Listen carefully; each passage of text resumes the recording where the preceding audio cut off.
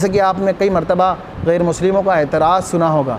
12 एतराज़ क्या करते हैं गैर मुस्लिम, जिस तरह से गैरों के वहाँ पर बुतों को और पत्थरों को परिस्तिश का बड़ा दौर दौरा है और वो बुतों को अपना माबूद मानते हैं, उस पर चढ़ावे चढ़ा चाहते हैं। और जो उनका बुनियादी अक़ीदा है और जो हमारा असल उनसे लड़ाई है वो तौहीद की बुनियाद पर है कि अल्लाह ताला ने दीन इस्लाम को तौहीद बनाया है और हम लोग तौहीद परस्त हैं। और गैरों के वहाँ क्या बुतों की परस्तिश की जाती है और बुतों के सामने सजदा किया जाता है और पत्थर को अपना माबूद समझा जाता है। तो अब गैर मुस्लिमों का भी ये एतराज़ रहा है, अगर हमको इल्म नहीं होता है तो हम कुछ भी बक देते हैं जिसकी बुनियाद पर ख़ुद भी गुमराह और वो भी गुमराह। तो गैर मुस्लिम हमेशा एतराज़ करते रहे हैं और आपसे भी मुमकिन है कि कर सकते हैं।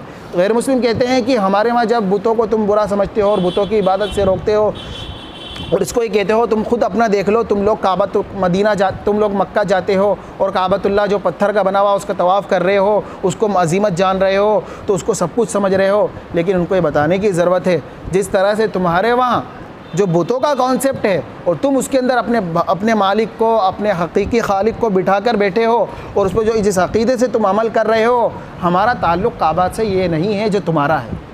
अगर ये ताल्लुक़ होता तो ये बात सरी हज़रत उमर रज़ी अल्लाह अन्हु की कि एक मरतबा हज़रत उमर रज़ी अल्लाह अन्हु ने काबतुल्लाह का जो हिस्सा है, काबा को नहीं बल्कि काबतुल्लाह का एक हिस्सा है जो कि मुक़द्दस है और वो है हजर अस्वद, जन्नत का लाया हुआ पत्थर।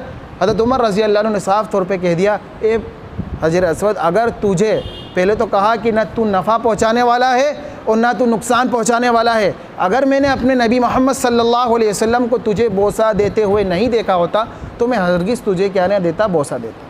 सोचिए, एक पत्थर जो हजर अस्वद है उसके बारे में कह दिया तो चल जाए काबतुल्लाह का हमारा ताल्लुक़ वो नहीं है जो तुम्हारा बुतों के साथ में। तो अल्लाह ताला ने कह दिया कि जो रुख किया जा रहा है, अब सवाल ये होता है कि रुख काबे की तरफ जो तुम करते हो, काबे की तरफ ही क्यों करते हो?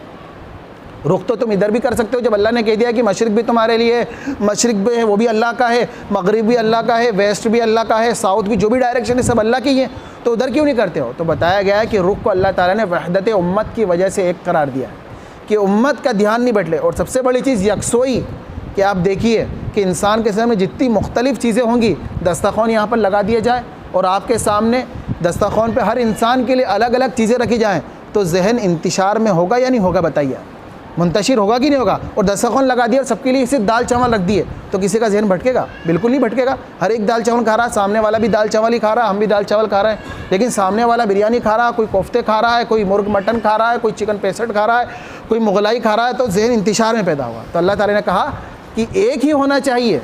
क्या होना चाहिए? एक ही, जिसकी वजह से जहन यकसोई में हो। इसीलिए इसको वहदत उम्मत के लिए और एक डिसिप्लिन कायम होने के लिए और इत्तिहाद का पैगाम देने के लिए सिर्फ़ काबा को मुकर्रर कर दिया कि उसकी जानिब आपको क्या करना है, रुख करना। और अगर ऐसा मसला आ जाए जहाँ पर दुश्वार हो और क़िबले का ना मालूम हो, तो मशरिक़ भी अल्लाह का है, मगरिब भी अल्लाह का है, हर सिमत अल्लाह का है। तो इस तरह से हमारा अक़ीदा वो नहीं है जो गैरों का अक़ीदा है। और इसी